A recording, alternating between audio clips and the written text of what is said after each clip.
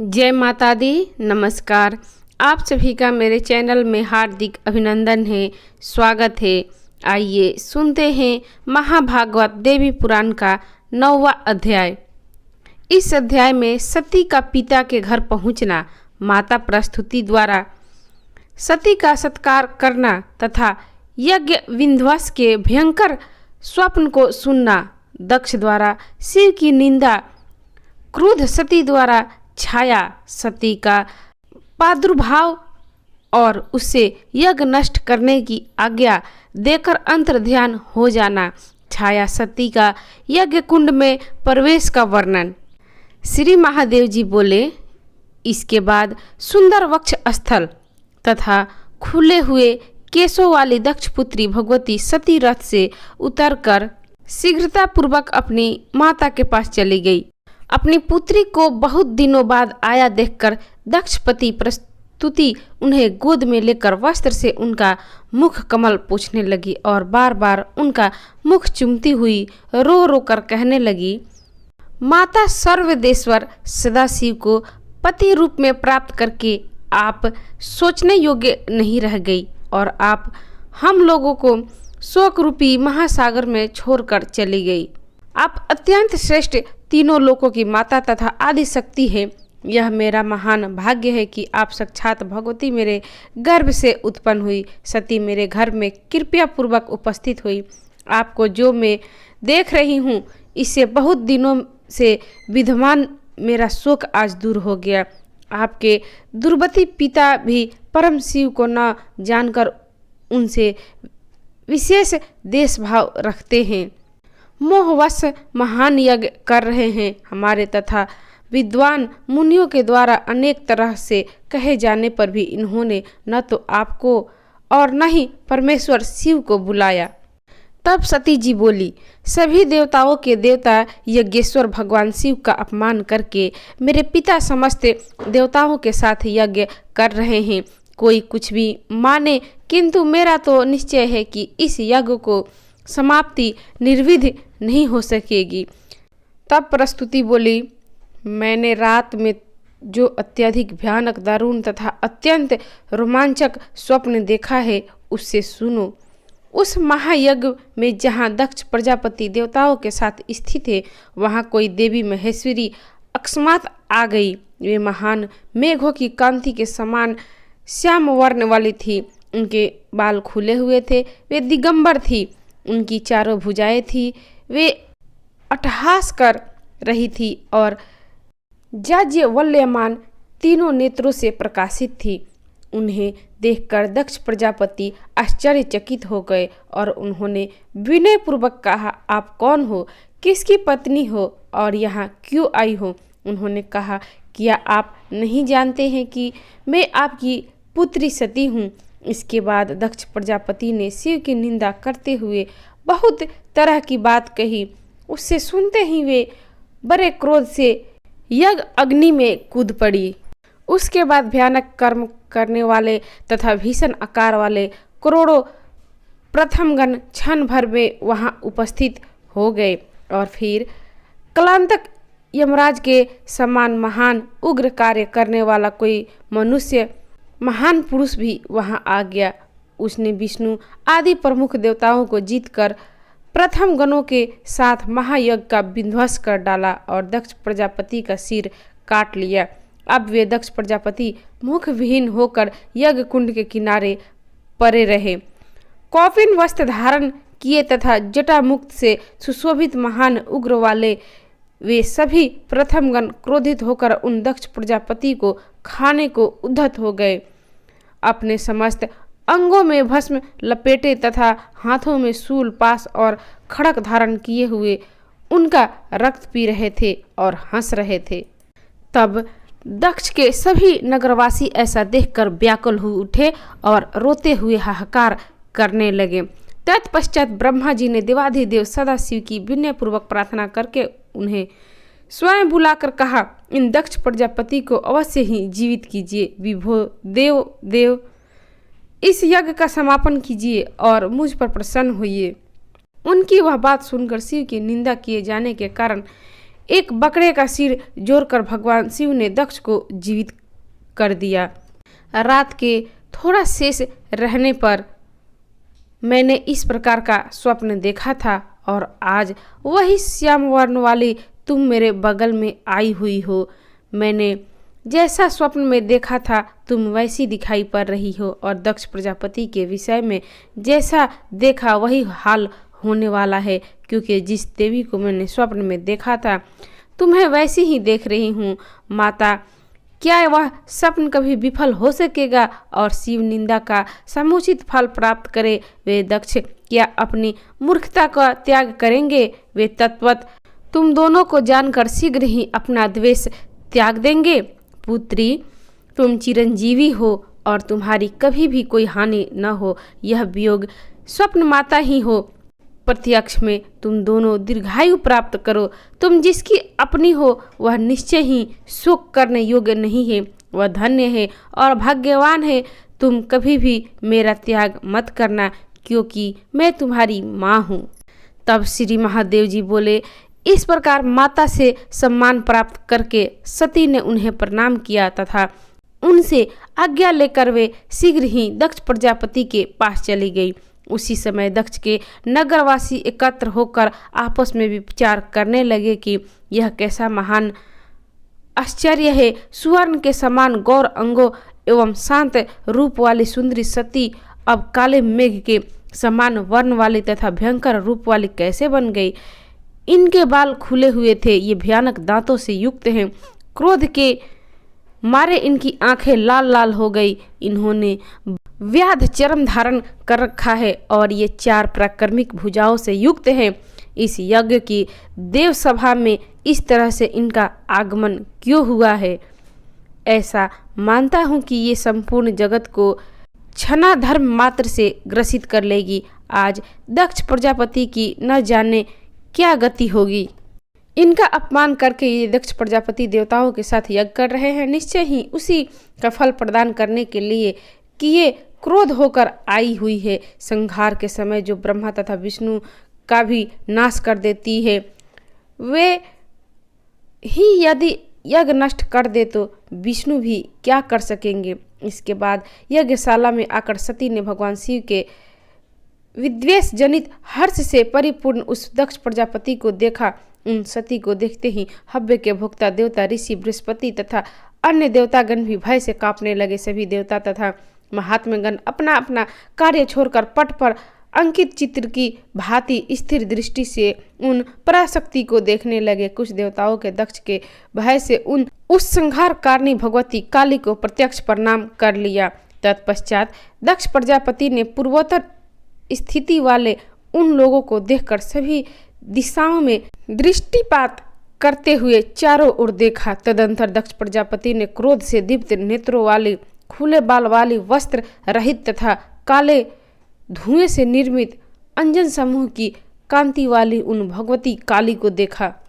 तब दक्ष प्रजापति बोले, तुम कौन हो, किसकी पुत्री हो तथा किसकी पत्नी हो? इस तरह निर्लज होकर यहाँ क्यों आई हो? तुम तो सती की तरह दिखाई पड़ रही हो। पुत्री, क्या तुम मेरी पुत्री सती ही हो और शिव के घर से यहाँ आई हो? तब सती बोली, पिताजी, क्या आप अपनी इस पुत्री सती को नहीं पहचानते? आप मेरे पिता हैं और मैं आपकी पुत्री हूँ। आप पिता को मैं प्रणाम करती हूँ। तब दक्ष प्रजापति बोले, माता सती, आप इस तरह कृष्ण वर्ण की कैसे हो गई? आप तो पहले मेरे घर में स्वर्ण के समान गौर अंगों वाली थी। आपकी कांति सरकालीन चंद्रमा के समान थी और आप दिव्य वस्त्र धारण किए रहती थी। वही आप आज निर्वस्त्र होकर मेरी सभा में क्यों आई हो? आप इस तरह खुले बालों तथा भयानक नेत्रों वाली क्यों हो गई? क्या अयोग्य पति पाने के कारण आप इस दशा को प्राप्त हैं? मैंने अपने यज्ञ महोत्सव में तुम्हें नहीं बुलाया, इसका कारण तुम्हारा शिवपति होना है, नहीं कि तुम्हारे प्रति हमारे स्नेह आदि का अभाव। तुमने अच्छा किया जो स्वयं ही चली आई हो। तुम्हारे लिए वस्त्र आभूषण आदि रखे हुए हैं, वह सब तुम ले लो। तैरलो के सुंदरी पुत्री सती, तुम मेरे प्राण के समान प्रिय हो। सुंदर नेत्रों वाली अयोग्य शंकर को पति के रूप में पाकर तुम बहुत ही दुखित हो। शिव के प्रति दक्ष के द्वारा कहा गया यह निंदा से परिपूर्ण वचन सुनकर क्रोधित से प्रज्वलित समस्त अंगों वाली वे सती सोचने लगी कि मैं मात्र आधे क्षण में सभी देवताओं को तथा यज्ञ सहित अपने पिता को जलाकर राख कर सकती हूँ, किंतु पितृ हत्या के भय से वैसा नहीं करूँगी। अपितु देवताओं के सहित इन्हें मोहित कर देती हूँ। इस प्रकार मन में विचार करने के बाद उन दक्ष पुत्री सती के क्षण भर में अपने समान रूप वाली एक छाया सती की रचना कर ली। तब सती ने उस छाया सती से कहा, मेरी बात पर ध्यान दो, तुम मेरा एक काम कर दो, इस यज्ञ का विध्वंस कर डालो। सुलोचने मेरे पिता के साथ बहुत प्रकार की बातें करके तथा उनके मुख से शिव की प्रति अपमानजनक वाक्य सुनकर क्रोध से प्रज्वलित शरीर वाली तुम यज्ञ अग्नि में प्रवेश कर जाना। मैं इसकी पुत्री हूँ, इसी से गर्वित होकर यह दक्ष शिव की निंदा कर रहा है, इसलिए तुम शीघ्र ही दक्ष के उस गर्व को चूर चूर कर दो। यज्ञ अग्नि में तुम्हारे प्रविष्ट होने की बात सुनकर शोक से संतप्य हृदय वाले भगवान महेश्वर यहाँ निश्चित रूप से आएंगे और सभी देवताओं तथा यज्ञ की रक्षा करने में संलग्न विष्णु को पराजित करके यज्ञ को नष्ट कर देंगे और पिता का वध कर डालेंगे। छाया काली से ऐसा कहकर मुस्कान भरे मुख वाली महाकाली स्वयं अंतर्ध्यान होकर आकाश में स्थित हो गई। मुनि श्रेष्ठ, उस समय मेरी मृदंग और तुरही आदि बजने लगे, महोत्सव होने लगे और भारी पुष्प वर्षा होने लगी।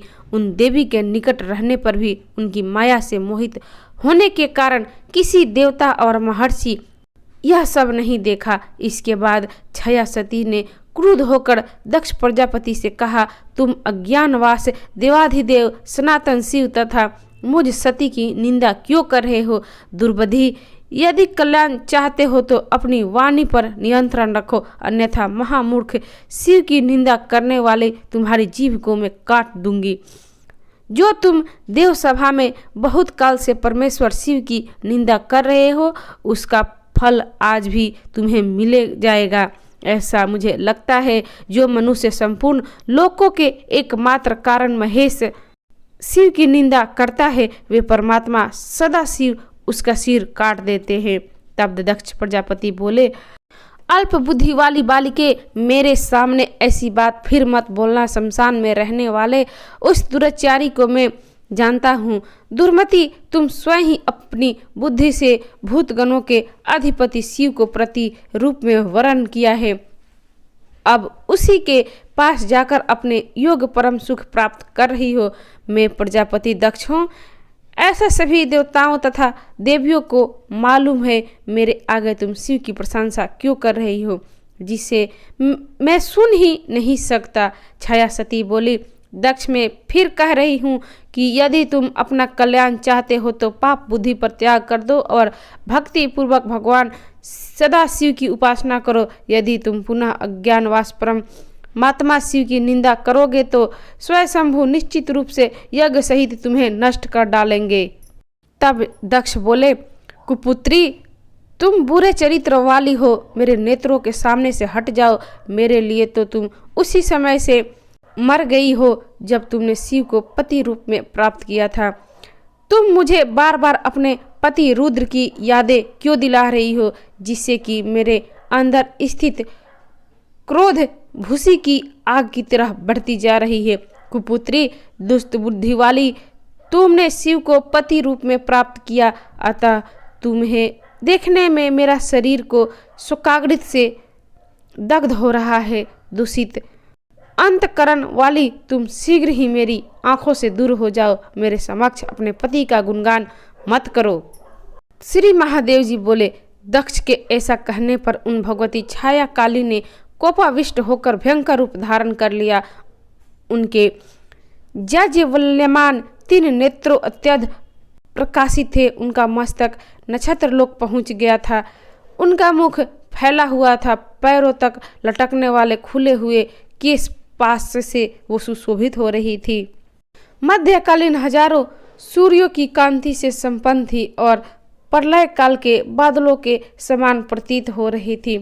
तत्पश्चात क्रोध से दीप्त अंगों वाली उन महेश्वरी ने बार बार अट्टहास करके गंभीर वाणी में दक्ष से कहा, मैं केवल अपनी आंखों से ही दूर नहीं हो जाऊंगी, अपितु आपसे उत्पन्न इस देह से भी अविलंब दूर हो जाऊंगी। इस प्रकार क्रोध से प्रदीप्त नेत्रों वाली छाया सती सभी देवताओं के देखते देखते यज्ञ में प्रवेश कर गई।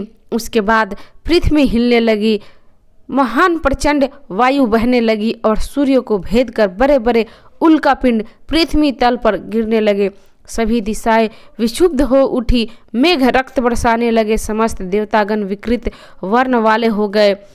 यज्ञ कुंड की अग्नि बुझ गई और सियार तथा कुत्ते यज्ञ मंडल में रखी हवनीय सामग्री खाने लगे। इस प्रकार वह यज्ञ मंडप मात्र आधे ही क्षण में शमशान के रूप में परिवर्तित हो गया।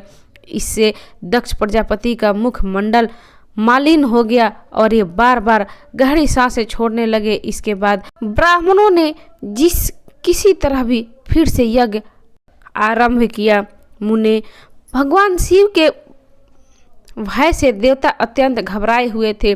सभी देवता तथा महर्षिगण आपस में कहने लगे कि यह अमंगलकारी बात क्षण भर में ही दूर तक फैल जाएगी और शिव जी आज से ही सती के देह त्याग का समाचार सुन लेंगे। जगत का संहार करने वाले ये महाराज स्वयंभू कुद्र होकर न जाने किसका क्या कर डालेंगे, अथवा हो सकता है वे सृष्टि का ही लोप कर दे। इसके बाद मुनि श्रेष्ठ महर्षि नारद सभा के बीच से चुपचाप उठकर शीघ्रतापूर्वक कैलाश की ओर चल दिए। इस प्रकार श्री महाभागवत देवी पुराण के अंतर्गत श्री महादेव नारद संवाद में छाया सत्य गृह प्रवेश नामक 9वां अध्याय पूर्ण हुआ। तो ये थी देवी भागवत पुराण के 9वां अध्याय की प्रस्तुति। आपको कैसी लगी? अच्छी लगी तो इसे लाइक करें, शेयर करें, मेरे चैनल को सब्सक्राइब करें और कथा सुनने के लिए आप सभी का धन्यवाद। नमस्कार।